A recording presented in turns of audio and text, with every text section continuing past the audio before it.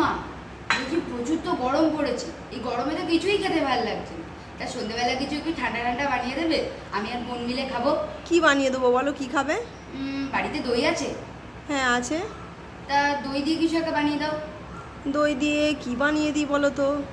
ঠিক আছে চলো দেখি কি বানিয়ে দেওয়া যায়। রোজ রোজ সত্যি কথাই ঠিকই বলেছো বাবা, রোজ রোজ গরমে আর কিছুই ভালো লাগছে না। আর এই ছেলেপুলেরাদেরও গরমে আর রোজ প্রতিদিন চাও ম্যাগি এগুলো খেলে তো গা জ্বালা পোড়া করে।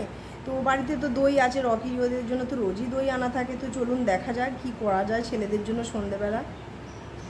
তো দেখুন বন্ধুরা, ছেলের আবদার পূরণ করার জন্য কি বানাবো ভেবেই পাচ্ছিলাম না। তো দেখলাম বাড়িতে তো সুজি আছে, কিছু কম এক বাটি সুজি আমি নিয়ে এলাম। আর টক দই তো ওই যে বললাম বাড়িতে তো সব সময় থাকে। এবার এই যে এক কাপ, কিছু কম এক কাপ টক দই নিয়েছি, এটাকে খুব ভালোভাবে ফেটিয়ে আমি সুজিটার মধ্যে দিয়ে দেব। তো দেখুন দইটা আমার খুব ভালোভাবে ফেটানো হয়ে গেছে। এবার আমি এটা ঢেলে দিলাম এর মধ্যে, দিয়ে খুব ভালোভাবে এটা আমি মিশিয়ে নেব। তো দেখুন এটা খুব ভালোভাবে আমি মিশিয়ে নিয়েছি। এরপর এর মধ্যে দিয়ে দেব পরিমাণ মতো বিট লবণ, আপনারা চাইলে নর্মাল লবণও দিতে পারেন। দিয়ে দেবো অল্প একটু চিলি ফ্লেক্স, আপনারা চাইলে কাঁচা লঙ্কাও দিতে পারেন। আর দিয়ে দেবো একটু ভাজা মশলা।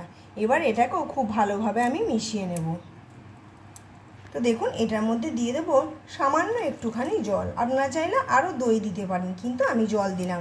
এবার এটাকে খুব ভালোভাবে মেখে 10 মিনিটের জন্য রেস্টে রেখে দেব। এটা আমার হয়ে গেছে। এবার 10 মিনিট বাদে আমি ফেরত আসছি। তো দেখুন 10 মিনিট হয়ে গেছে, 10 মিনিট বাদে ফিরে এসেছি আপনাদের কাছে। এই দেখুন ব্যাটারটা তো একদম রেডি।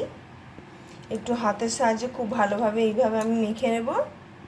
আর এদিকে দেখুন গ্যাসের ওপর একটি কড়াই বসিয়ে দিয়েছি, কড়াইয়ের মধ্যে তেলও দিয়ে দিয়েছি। তো দেখুন তেলটাও বেশ ভালোই গরম হয়ে গেছে। এরপর এরকম ছোট ছোট করে বড়ার মতন করে এইগুলো দিয়ে দেব।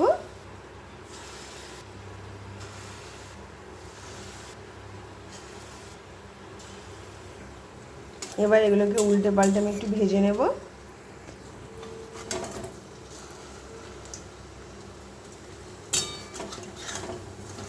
এইভাবে লাল লাল করে ভেজে নেব। দেখুন এগুলো কিন্তু বেশ ফুলেওছে, নরমও হয়েছে। তো এইগুলো তখন এই পিঠটা হতে থাক, তখন পরের প্রসেসে যাওয়া যাক। তো দেখুন বড়াগুলো ভাজা হতে থাক, ততক্ষণ আরেকটি পাত্র নিয়ে নিয়েছি, তার মধ্যে বেশ খানিকটা পরিমাণ দই নিয়ে নিলাম। এটাকেও খুব ভালোভাবে আমি ফেটিয়ে নেব।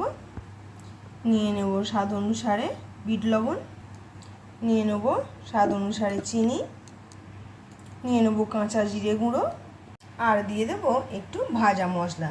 এবার এইগুলো সব কিছু দেওয়ার পরে আমি এটাকে খুব ভালোভাবে ফেটিয়ে নেব।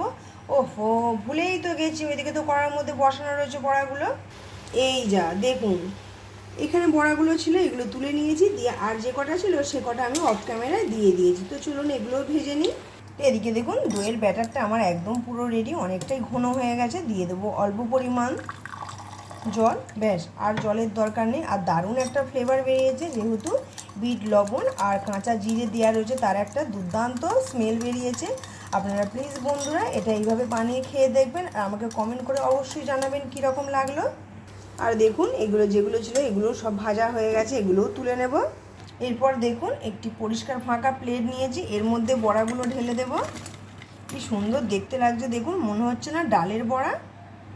এবার এগুলোকে খুব ভালোভাবে হাতের সাহায্যে এইভাবে একটু প্লেটের মধ্যে আমি একটু সাজিয়ে দেব। তো দেখুন খুব সুন্দরভাবে এগুলো রেডি হয়ে গেছে। আর দইয়ের যে এই যে ঘোলটা বা ব্যাটারটা তৈরি করে রেখেছিলাম সেটা এবার ওপর থেকে এইভাবে আমি দিয়ে দেব। দেখুন কত সুন্দর লাগছে, খুব কম সময়ের মধ্যে তাড়াতাড়ি হয়ে যাবে, বাচ্চাদের পেটও ভরবে মনও ভরবে। খুব সুন্দর একটা রেসিপি, আপনারা কিন্তু অবশ্যই ট্রাই করতে পারেন। এরপর দেখুন ওপর থেকে আরেকটু বিট লবণ এই যে এইভাবে আমি ছড়িয়ে দিলাম। আর ভাজা মশলাটাও ওপর থেকে এইভাবে ছড়িয়ে দেবো, দেখুন কত সুন্দর দেখতে লাগছে। আর আমি একটা তেঁতুলের চাটনি বানিয়ে রেখেছিলাম, সেটাও ওপর দিয়ে দেবো। এই দেখুন বেশ সুন্দর লাগছে। তো বন্ধুরা চলুন আজকের মতন ভিডিওটা আমি এখানেই শেষ করছি। আপনারা সবাই ভালো থাকবেন, সুস্থ থাকবেন, সাবধানে থাকবেন। আবার দেখা হবে নতুন কোনো ভিডিও বা রেসিপির সাথে। সঙ্গে থেকে দেখতে থাকুন, আশা করছি ভালো লাগবে।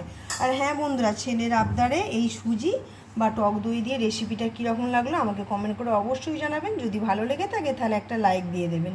তো চলুন বন্ধুরা আজকের মতন টাটা। খুব সুন্দর একটা সুস্বাদু সন্ধ্যাবেলা স্ন্যাক্সের জন্য রেসিপি নিয়ে আমি আপনাদের কাছে হাজির। তো চলুন বন্ধুরা, আজকের মতন টাটা। তো দেখুন, ছেলের যেহেতু আবদার ছিল ওই জন্য বানিয়ে ছেলেকে দিলাম। এবার ও খেয়ে বলুক কীরকম হয়েছে। বাবা দেখো তো কীরকম হয়েছে।